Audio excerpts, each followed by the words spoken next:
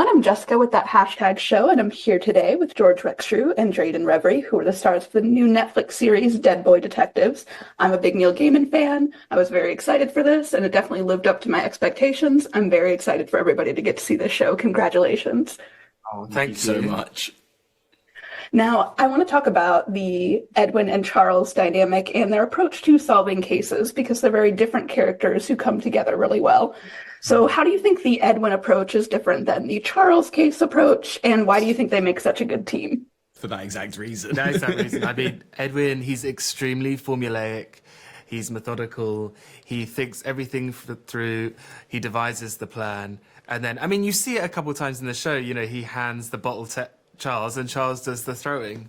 And Charles is the complete opposite. He's very spontaneous, doesn't go by the rules or the plan, will just turn up in the moment and do whatever feels right. A perfect example of that is in episode 2 with the Dandelion Shrine. And Edwin says, maybe we should take a second before you, and before he can even finish his sentence, Charles is already holding the shrine in his hand. So yeah, so yeah, it's a perfect balance. I think whatever Edwin lacks, Charles has, and whatever Charles lacks, Edwin has. It's the perfect combo. Hence why they're the Dead Boy Detectives. Absolutely. And so Edwin has been dead for a while. So George, what's your favorite culture clash moment or bit where Edwin doesn't quite grasp something about the modern era? Yeah, I'm glad you asked that, because in episode 5 is full of... He says the word hand job. I'm trying to make him spit. There we go. Go on then. God, I knew you were going to say that. In episode 5, you see Edwin, you know, the backdrop is an American high school, right? So we meet a lot of peers who are alive, and it's the first time... Edwin's not even just in that kind of scenario, but I think the interplay between the British language and the American language is really funny. And actually, I don't think it was ever clarified what a hand job was. That's probably a question for Steve. Yeah. Yeah, but it's always the way he says something and then Charles doesn't even explain it. Charles just goes, oh, bloody hell. I love it in episode 5 where he goes, and tell me about this Molly character, where she's obviously referring to Molly as in the drug Molly, and like Charles literally just goes... Can't get into all that. Yeah. Yeah.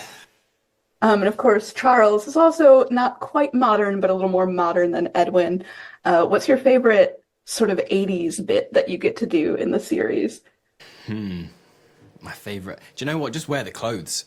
I love Charles's outfit, and obviously Kelly was so incredible and put so much thought into the outfit, and you know, with the badges on the overcoat. There's a shout out to Rude Boys. We actually called the jacket the Rude Boy by the end of the series. So yeah, definitely just wearing them clothes. And people who told me that, actually no, I won't finish that sentence, sorry. All right, keep it mysterious. I respect it. Now, we are in a very cool, fun, supernatural, fantastic world with Dead Boy Detectives, but obviously when you're on set, things look a little different. We're doing a lot of effects work to make things exciting and dive into that fantasy. What scene or moment were you most excited to see brought to life in like the post-end, to see the final product? Such a good question.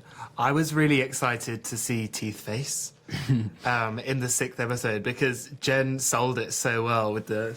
This is Teeth Face. And this is... and this is... Yeah. And he turned out great, didn't he? Yeah, he did. Yeah, he turned out... And also the giant spider made out of baby doll heads. Because that was like... We were shown concept art for it, so we had something, but... It's still quite a difficult thing to imagine, and it is just as terrifying as I had expected. It is. Yeah, that's a pretty striking image. Right? Now, you're both ghosts in the show, but we do get to meet a lot of different supernatural creatures. If you weren't playing a ghost, what other kind of creature would you like to get to play? I'd love to be a sprite with Jayden. I wouldn't want to be trapped in a jar with him, but I'd love to... That's a show in itself, me and you trapped in a jar together. Yeah, that is a show in itself. I think that we'd have a lot of fun. Yeah, I also would choose Monty just so I could be Esther's pet. Perfect, yeah. Good choice. Right? You can understand. No explanation needed. I mean, Jen's incredible, so yeah. It tracks. All right, thank you both so much for talking with me. I'm excited for everybody to get to see Dead Boy Detectives. Thank you Thank so you so much, much. Jessica.